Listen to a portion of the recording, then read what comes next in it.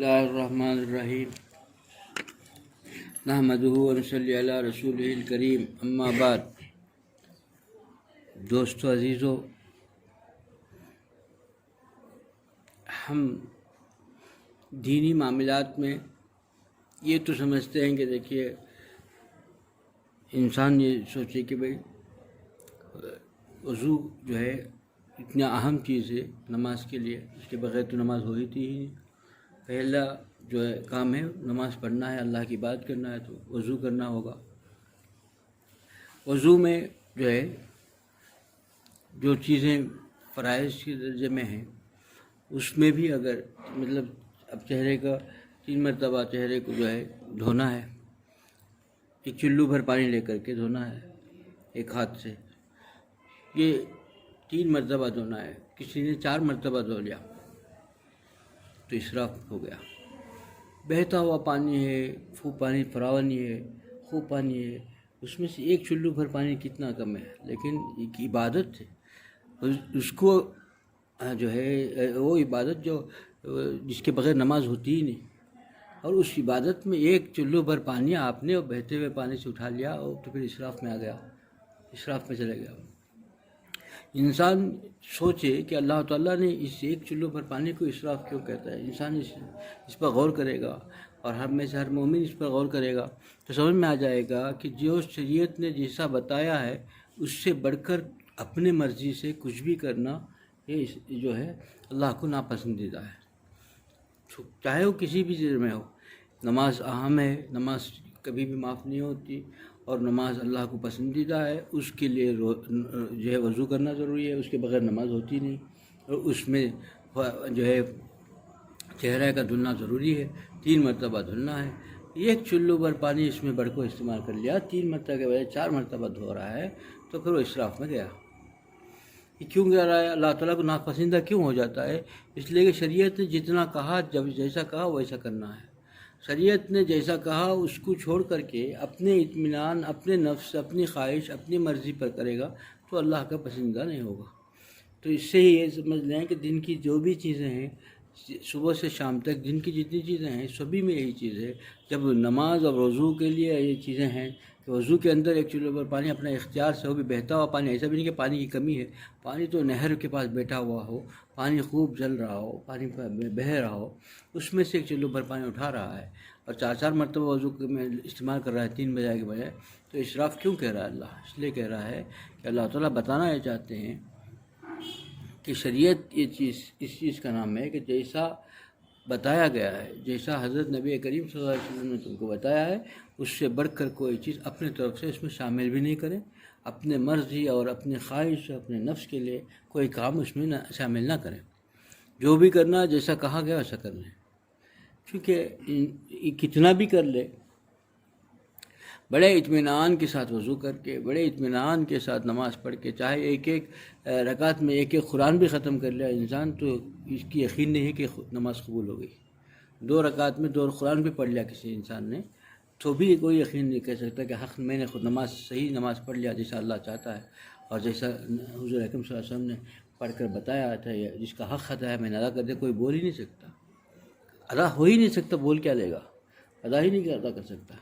تو یہ چیز یہی ایسی ہے کہ ہم جو ہے کیسا بھی کر لے ناقص ہی رہے گا، بس اپنے فضل سے، اللہ اپنے فضل سے قبول کرے گا۔ اللہ تعالیٰ جیسا کہے گا ویسا کر دیا تو اللہ اپنے فضل سے قبول کر لے گا، اس کو اپنی مرضی سے کرے گا تو اللہ تعالیٰ کے نزدیک جو ہے یہ چیز قابل قبول نہیں ہوگی، اپنی مرضی سے نہیں، جیسا کہا گیا ویسا ہی ہے۔ آج ہمارے اندر دیکھیے کہ اللہ والوں کا دامن بھی پکڑے ہوئے، اپنے آپ کے وضع خطا میں جو ہے لوگ دیکھیں گے تو دیندار سمجھیں، اس طریقے سے ہم نے وضع خطا بنا رکھی ہے، لیکن ہمارا معاملات میں، معاشرت میں ایک دم جو ہے غیروں سے بھی خراب حال ہے۔ غیروں نے اپنا ہمارا یہ چیز لے لی، وہ تو یہ کفار ہیں، مشرک ہیں، بت کی پرستش کر رہے ہیں، لیکن انہوں نے یہ مسلمانوں سے یہ چیز لے لیا کہ وہ صبح میں جلدی اٹھتے ہیں، رات میں جلدی سوتے ہیں۔ صبح ان کی کوئی بھی اکثر ان کے گھروں کا دیکھا حال کہ وہ تہجد کے خود جو ہمارا وقت تہجد کا ہوتا ہے ان کے لیے وہ ان کے جاگنے کا وقت ہوتا ہے، وہ جاگتا ہے، اٹھتا ہے، اور پھر ہمارے بعد شریعت نے عشاء بعد سونے کا حکم ہے، ہمارے کوئی سونا رات کے 12 بجے سے پہلے ہوتا نہیں، کوئی دینی مشغلہ ہو، کوئی مجبوری ہو، کوئی استاد جو ہے کوئی کتاب کا مطالعہ کر رہا ہو پڑھانے کے لیے، یا کوئی دین کا کام ہو، کتاب لکھ رہا ہو، کوئی چیز ہو تو کوئی بات نہیں ہے، بیکار کی ادھر ادھر کی باتیں اور لغو چیزوں میں، بیکار کی چیزوں میں وقت ضائع کر رہا ہو، تو اسلام نے کیا کہا اور کیا کر رہا ہے انسان؟ اور ہمارے معاشرے کو دیکھیں گے تو جو ہے 90% ایسے ملیں گے کہ رات میں 11 12 سے پہلے بیکار کے اور ٹی وی میں یا موبائل میں اور کسی چیزوں میں، باتوں میں، مذاق میں اور دنیاوی چیزوں ہی میں رہیں گے، دین کی چیزوں میں نہیں رہیں گے، اور وہ 12 بجے 1 بجے سے پہلے کوئی سوتا نہیں، اور صبح میں 10 بجے سے پہلے کوئی اٹھتا نہیں۔ اور شریعت نے کیا کہا ہے کہ بھائی، اور کیا حکم ہے، اور اللہ تعالیٰ کے حضرت نبی کریم صلی اللہ علیہ وسلم نے اللہ سے دعا مانگی ہے، اللہ میری امت کے فجر کے بعد کا جو وقت صبح کا اولین وقت ساعت میں برکت دے دیجیے، اور وہ برکت کو چھوڑ دیا اور پریشان ہے، برکت لینے تیار نہیں، وہ دعا قبول بھی ہو گئی، برکت اللہ تعالیٰ نے مقدر کر دیا۔ قیامت کی صبح تک جتنے امتی اس کو اس وقت کو غنیمت سمجھ کرے گا، وہ برکت ہی برکت کا وقت ہے، جو مانگے گا وقت میں برکت ہوگی، ہر کام میں برکت ہوگی، وہ دینی کام کرے گا دین میں برکت ہوگی، تلاوت کرے گا اس میں برکت، ذکر کرے گا اس میں برکت، دعائیں کرے گا قبول ہوں گی، کہ برکت کے لمحات میں کر رہا ہے۔ اللہ تعالیٰ نے اس کو لمحات کو قیمتی بنا دیا، ان لمحات کی قدر ہم نہیں کرتے، اور ہم پھر پریشان ہیں، اور ہمارے جو اچھائیاں ہیں وہ غیروں نے لے لیا، اور غیروں کی جتنی برائیاں ہیں وہ ہم نے لے لیا، پھر ہم کیسے فلاح پا سکتے ہیں؟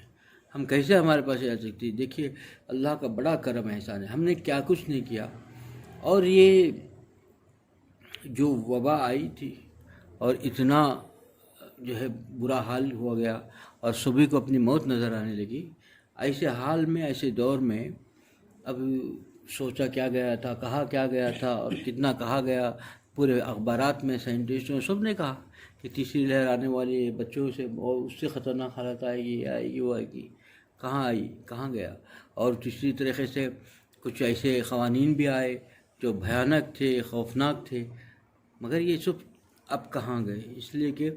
ان سب حالات میں بھی ہمارے مسلمانوں کی حالت بدلے ہی نہیں، لیکن چند اللہ کے ایسے بندے جو راتوں میں بڑے پریشانی کے ساتھ بستر میں کروٹ لے رہے تھے، وہ رو رو کر کے اللہ سے امت کے لیے دعا مانگی، اللہ نے ان کی دعاؤں کے صدقے میں یہ پھر ان بلاؤں کے اندر ایک تبدیلی لے کر گئی۔ سارے دنیا کے سازشیں، سارے دنیا کے یہ سوچ رکھے تھے، سب فیل ہو گئے، ان کے پلان فیل ہو گئے، ان کی سازشیں ناکام ہو گئی، انہیں سوچ ایک رکھا تھا، ہوا ایک، اور سوچ کچھ رکھا تھا، اعلان کچھ کر دیا، اور خوفناک ماحول پیدا کر دیا۔ پھر اللہ تعالیٰ کیونکہ نظام خدا چلاتے ہیں، ان کی دعاؤں کو سن لیا، ورنہ ہم نے کچھ نہیں کیا، ہم نے کوئی نہ تدبیر کی، نہ اللہ تعالیٰ کو منانے کی فکر ہمارے اندر آئی، نہ ہماری زندگیاں بدلے۔ اب جو کچھ بھی ہم کو مہلت ملی، ہم کو موقع ملا، ہم پر کرم احسان ہوا، یہ انہی اللہ والوں کا صدقہ ہے جو رات کے آخری وقت میں سسکیاں بھر کے رو رو کر کے اللہ تعالیٰ سے جو ہے امت کے لیے دعا کی کہ اللہ اس امت پر رحم فرما دے۔ اللہ نے ان کی دعاؤں کا لاز رکھ لیا، اللہ نے ان اللہ والوں کو، ان کے محبوب بندے تھے، وہ رات بھر سو نہیں رہے تھے، تو اللہ کے محبوب بندوں کو لاز اللہ نے رکھ لیا اپنے محبوب بندوں کی، تو اس لاز سے اس چیز کو جو ہے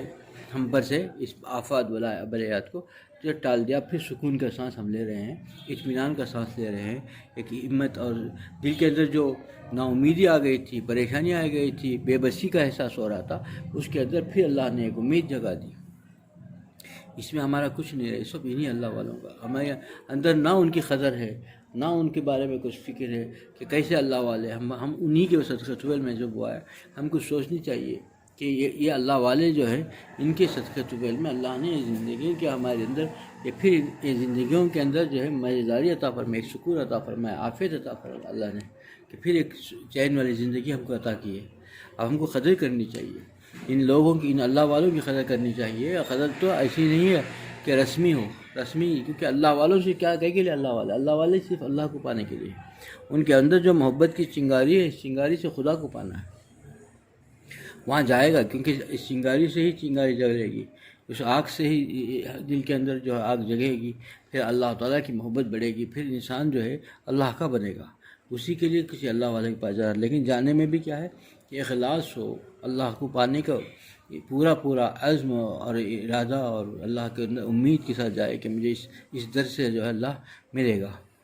خدا ملے گا، اس در سے خدا کو پانا ہے مجھے، خدا سے لو لگانا ہے، خدا سے تعلق جوڑنا ہے مجھے، میرا تعلق خدا سے جو ہے منقطع ہو گیا ہے، اس تعلق کو جوڑنا ہے۔ کبھی تھا ہی نہیں، کبھی کسی کا منقطع ہو گیا، کسی کو تھا ہی نہیں، اس در کا جو ہے راستہ ملا ہی نہیں، اس کو پانے کے لیے اس کو لینا ہے۔ جب یہاں لوگے، اس کے وہاں جاؤ گے اور یقین کے ساتھ جاؤ گے، پھر کامیاب ہو کے لوٹے گا انسان۔ اگر وہاں جا کر بھی اپنے ہی کوئی چیزیں رکھی، اپنے ہی مسائل، اپنے پریشانیاں، تو کچھ نہیں ملا۔ جس نے دنیا مانگی وہ وہاں اللہ والوں کے پاس جائے کہ جو مانگا کہ وہ مل گیا۔ جس نے دنیا مانگی اسے دنیا ملی، جس نے دین مانگا، جس نے اللہ کو مانگا تو اس کو اللہ ملا۔ حاجی امداد اللہ صاحب مہاجر مکی رحمۃ اللہ علیہ نے یہی کہا کہ کعبۃ اللہ میں ہم جا کر کے کیا کہتے ہیں، اللہ ہمارے رزق میں برکت دے دے، ہماری عمر میں برکت دے دے، اولاد دے دے، یا بچے دے دے، یا شادیاں کرا دے۔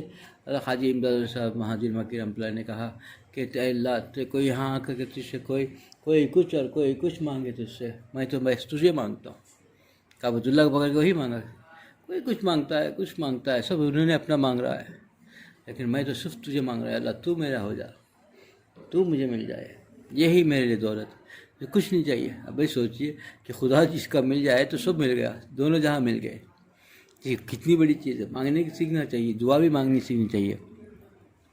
مدینے میں ایک بزرگ رہتے تھے، انہوں نے فرمایا کہ بھائی ایک بزرگ رہتے تھے، ان بزرگ کے معمول تھا کہ بہت لمبی طویل دعا کرتے، جو مانگتے فوراً دعا کرتے تھے۔ چند بزرگوں کا حال ہوتا ہے، اور جب بھی کہیں جو کہیں فوراً دعا کرتے ہیں۔ انہوں نے کہا حضرت دعا فرما دیجئے، فوراً ہاتھ اٹھا لیا انہوں نے مدینہ منورہ میں، کہا کہ کیا کے لیے مانگنا ہے؟ کہا کہ بیٹے کے لیے مانگنی ہے، بیٹے کے لیے مانگ دیا، اور جو ہے رزق کے لیے مانگنی ہے، رزق کے لیے مانگ دیا، فلاں صحت کے لیے مانگنی ہے، لمبی چوڑی کہتے رہے، وہ مانگتے رہے، بہت 15-20 منٹ دعا ہو رہی ہے، اور کچھ مانگنی ہے؟ کہا کہ اس کے لیے مانگ دیجئے، فلاں چیز کے لیے مانگ دیجئے، فلاں چیز کے مانگ دیجئے۔ آخری میں کہا کہ تم کو دعا منگوانے کا طریقہ بھی نہیں آتا، کہ اللہ والوں کے پاس جا کے دعا مانگنے کا طریقہ بھی نہیں آتا۔ یہ پریشان ہو گئے، کہا کہ سچی میں سمجھا نہیں، کہا کہ ارے بچے نادان، تم یہ اگر یہ کہتے ساری دنیا مانگ رہے ہیں، تم نے ساری دنیا کی چیزیں مانگتے، اگر یہ کہہ دیتے، یا ہاتھ کوئی بزرگ اللہ والا ہاتھ اٹھائے تو کہہ دیتے یا اللہ دونوں جہاں کی خوشیوں بھری نعمت سے مجھے مالا مال کر دے، ساری چیزیں آ گئی، سبھی آ گئے، کون سی چیز چھوٹ گئی اس کے اندر؟ دونوں جہاں کی خوشیوں بھری نعمت سے مالا مال مانگنے۔ انہوں نے کہا کہ میں یہی دیکھنا چاہتا تھا کہ تم کو دعا کسی سے دعا کروانا بھی آتا ہے کہ نہیں آتا ہے، یہ دیکھنا چاہتا تھا، اسی لیے پوچھ رہا تھا کیا مانگتا ہے۔ اب اس کے دماغ میں آیا ہی نہیں کیا مانگنا ہے، ایسے دنیا ہی مانگ رہا ہے، یہ بول دے یہ کر دو، یہ پریشانی ہے، یہ پریشانی ہے، کیونکہ یہی بیٹھی ہوئی دنیا۔ انہوں نے کہا کہ بھائی کسی اللہ والوں کے پاس دعا کروانے کا طریقہ بھی سیکھو، کہ اگر کہیں کہو کہ بھائی دونوں جہاں کی خوشیوں بھری میں نعمت سے اللہ مالا مال فرما دے، یہ کیا ہے؟ حضرت آگے فرمایا کہ کیا چیز ہے؟ کہ ربنا آتینا کا ترجمہ ہے، یہ کہ سمپل، بہت آسان۔ اے اللہ، حضور صلی اللہ علیہ وسلم کی خاص دعا ہے، امت کو سکھلا گئے، اس کا عام مختصر ہے، یا اللہ دونوں جہاں کی خوشیوں بھری نعمت سے ہمیں مالا مال فرما دے۔ جب دونوں جہاں کی خوشیوں بھری نعمت تو پریشانی بھی نعمت ہے، بیماری بھی نعمت ہے، کیونکہ اللہ کا قرب ملتا ہے، سب نعمت ہے، آزمائشیں بھی نعمت ہیں، لیکن خوشیوں بھری نعمت کے بدلے ہمیشہ عافیت والی نعمت، خوشیوں بھری نعمت سے اللہ تو ہمیں مالا مال فرما دے، تو دو جہاں کے اندر اس سے بڑی کوئی نعمت ہے ہی نہیں، کوئی نعمت اس میں چھوٹی نہیں، سارے نعمت اس کے اندر آ گئی، کوئی نعمت اس کے اندر چھوٹی نہیں، ایک ہی جملے کے اندر سارے نعمت آ گئی۔ یہ مانگوانا چاہیے، اب لمبا مانگتا رہے تو چھوٹتے ہی چلا جائے گا، ایک ہی چیزوں میں سب چیز آئے گا، سب ہی سمیٹ دیا اس نے، پوری بات سمجھ دی، اسی کے سمجھنا چاہیے۔ اللہ والوں کے پاس جانے کے پہلے اپنا مقصد سمجھے، ہم جانے کا کیوں جاتے ہیں، اور اخلاص کے ساتھ جائیں اور کامیاب ہو کر لوٹ کے آئے گا۔ جو اخلاص سے نہیں گیا اور ایسے ہی چلے گیا اور دنیا کو لے کے گیا، اور جو گیا جس مقصد سے گیا اس میں پایا، جو دنیا کو پانے کے گیا دنیا ملی، جو اللہ کو پانے گیا وہ اللہ ملے گا۔ تو استاد سے وہ ہمارا جائزہ لینا چاہیے، ہم اپنا جائزہ لیں کہ ہم کسی اللہ والوں کے پاس کیوں جاتے ہیں، اور جانے کا مقصد کیا ہے، اور اخلاص ضروری ہے۔ اور اخلاص جیسا میں بتایا کہ اس دین میں جیسا بتایا گیا ویسا کرنا ہے، اس سے آگے کچھ نہیں کرنا ہے،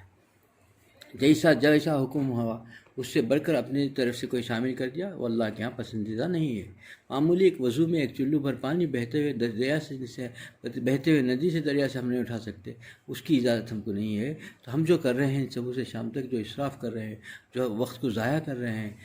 جیسی زندگی اپنی منمانی طور پر گزار رہے ہیں، یہ اللہ کے ہاں کس کٹہرے میں رہیں گے، ہم کتنے بڑے مجرم کریں گے، اس کو سوچ کے دیکھنا چاہیے۔ ہم کیسے زندگی گزار رہے ہیں. ہماری زندگی اس کو ذرا دیکھ لو کہ وضو کا نماز پڑھنے جا رہا ہے، اللہ کے پسندیدہ چیز کا عمل کرنے جا رہا ہے، اللہ کے حضور کھڑے ہونے جا رہا ہے، اس کے لیے وضو کر رہا ہے، وضو بہتے ہوئے ندی سے دریا سے کر رہا ہے، اور اس میں سے ایک چلو بھر پانی 3 مرتبہ 4 مرتبہ ہاتھ دھونا چاہتا ہے تو اس کی اجازت نہیں دی گئی ہے. تو سوچ کے دیکھ لو کہ ہماری زندگی میں ہم اپنی منمانی زندگی گزارنے، اپنے منمانی طور پر اپنی زندگی اپنے منمانی طور پر طریقے پر کھانے پینے میں اسراف اور پہننے اوڑھنے میں اسراف، وقت کو ضائع کر رہا ہے انسان، ہر چیز کو کر رہا ہے، کسی کے خوف نہیں ہے، تو پھر اللہ کے ہاں کتنا بڑا مجرم ہوگا.